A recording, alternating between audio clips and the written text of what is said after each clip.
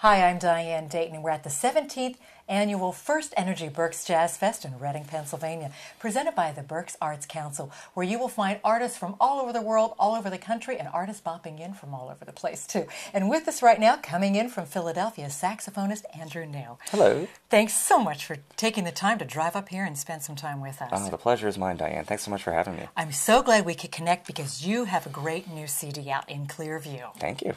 What does that title mean? The title actually comes from a place in Bermuda. There's a place called the Clearview Suites where I stayed on my honeymoon a few years ago. So and it just seemed like it was a good title. So good memories, that works, doesn't it? Yeah. Now, you had done a CD prior to this, back in 2000, I guess. But this project came about how? Well, I wanted to do a follow-up CD to my first one, which was called Inspire, and I was working on some new material, and happened to be talking to a friend of mine that I went to college with that now lives in L.A. Okay. And she called me up and said, "Andrew, hey, do you know this guy Brian Bromberg?" And literally at that moment, I was floored because I literally had his CD in my CD player at the time. It was his Jocko CD, which had just come out, and a friend of mine had turned me on to it. And oh, Andrew, you got to hear this! You got to hear this! I immediately bought it and been listening to it for weeks.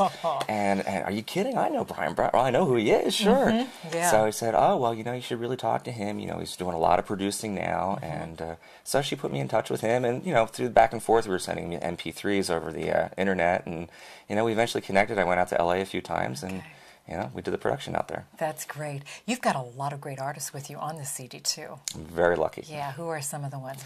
Well, certainly Brian Bromberg's playing bass on it and did a lot of the production and the drum programming as well. He brought in a lot of the people that he likes to work with, his good friends. Jeff Lorber, Dave Weckl, who we just played with here last Friday, and Vinny Colaiuta from Sting and Frank Zappa. I mean, it was just crazy. Kevin Toney contributed a song to it. We actually have a track that we did a lot of the parts here in Philadelphia with Gerald Veasley, and then we went out to L.A. and had Brian play on it as well. So I have like the two most iconic bass players on the scene right now, Brian Bromberg and Gerald Veasley, playing on a track together on my record. So. That is just way cool. Isn't it, though? Yeah. How long have you been playing sax? Oh, geez. I started in middle school, but I've been playing clarinet like when I was real little. I wanted to play trumpet, but my older brother was a trumpet player, and my parents said, "Oh, no, you got to do something different." Okay. So I started on clarinet and learned saxophone because I wanted to play in the jazz band. Yeah. And I've been playing, all those instruments ever since then. So. Oh, so you still do all? I still do clarinet. I still do flute. And, Wow. You have 15 cuts on this album. I find that incredible, and there's a lot of good stuff on there. You've got some great horn sections, too. How did you come up with the pieces for this CD? Well, it was over a period of time, and, I just try to look to my influences, and the horn writing was just something that was always in my head, because I grew up listening to Earth, Wind & Fire, and the great stuff that Al Jarreau did with the Jerry Hay horns, and of course Chicago and Tower of Power, all those great bands, as well as David Sanborn and Cannonball Adderley and John Coltrane and all those guys. And I just try to kind of piece it all together and come up with the tunes that we did. So, and we did a lot of tunes here in Philadelphia, so it has that kind of an East Coast sound, with people like Gerald Veasley, and of course the whole legacy of Grover Washington Jr. Right. So, and I really try and make sure I bring that into part of what I'm doing here. But then we worked on a lot of tracks with the guys out in L.A., and Brian, of course, worked on all the things that we did here in Philadelphia as well, too. So we worked on the new singles out there, Celebration and Wine, which are both doing really, really well right now. It's a really exciting time for me right now. Yes, that's fantastic. Now, you play at Zanzibar Blue in Philadelphia, too. I do. You have had some gigs. What will we hear in your show there? You'll hear something different every time you come in. Ah, good. It'll always be fresh. So, and we have people that come in there time and time again, but at the same time at Zanzibar Blue, it's a really continental audience that comes in there. The people that are coming in from out of town. There was a couple in there from Paris in there last night, and there was another couple that was going to Paris. So I said, "Oh, you two got to get together here." Talk. Yeah, sure.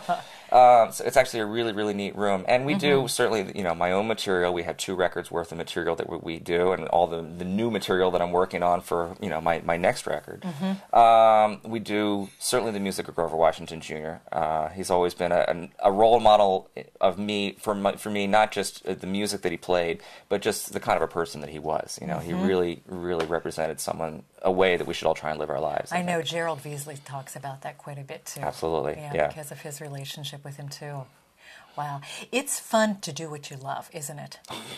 Wow. You know what? If I was like a baseball player in high school and I suddenly got to play baseball professionally. I mean, it's like the same kind of thing, you know? Yeah, I mean, how cool is that? If you weren't a musician and playing saxophone, what would we find you doing? What would you be doing? Wow, jeez. Who knows, huh? That's such a hard question because for some people, like playing music, that's their job, you know, and for some people it's their hobby. For me, it's both, you know. It's the way I make a living, and it's what I do in my free time. If I've got some spare time, I'll go and practice. I'll do some writing or doing some arranging, and it's like, other than that, I mean, maybe I'll be out riding my bike. You know, I do a lot of bike riding, but you know, it's I can't imagine doing anything else. You don't have a choice. It is almost like not having a choice. You're driven to do it. Oh God, it's so much a part of who you are. And isn't it interesting once you start getting connected in this network of other contemporary jazz artists too, how supportive everybody is? Everyone is so friendly. Yeah. I mean, they just are, and you know, just the people that these artists that I grew up listening to are suddenly saying, "Hey, Andrew, yeah, here's my home phone number, here's my cell number. Give me a call if you have any questions. When you come out to LA, we'll get together." And it's like, wow. I mean, who would have thought that? Like, I'm talking to these guys. You know, Yeah, it is. It's great. What will we find on your website? My website. I'm actually really good about keeping it updated with the performances that are coming up, of course. We have all the new reviews that have been coming in, and they're starting to come in. We had a great one in Smooth Jazz News. It was just in last month. And so there's a number of reviews on there, and we're putting them all up there because they're all good so far, which is really kind of cool. That is good. That is good. That's so exciting. So, a lot of the pictures from the gigs that we've done, you'll see some of the guys in the band, you'll see some of the places that I've played. You'll get a bio. You'll find out where I've been and some of the things that I've done and where else I've been playing. So it has got to feel really good to be riding on top of the wave right now. I am riding that wave. Yeah. So, but you know, I'm still just trying to keep my head up too. And you know, I talked to a lot of the other artists, and they're doing the same thing. You know, when we talk to the radio stations, and you know, and I'm just trying to get that next gig. You know, and I've made a living playing music, which I think in itself is really kind of exciting. Yeah, it really is. And making that living playing music, what are some of the things you've done? Well, I play regularly with the Philly Pops, Peter Nero and the Philly Pops at the Kimmel Center here in Philadelphia.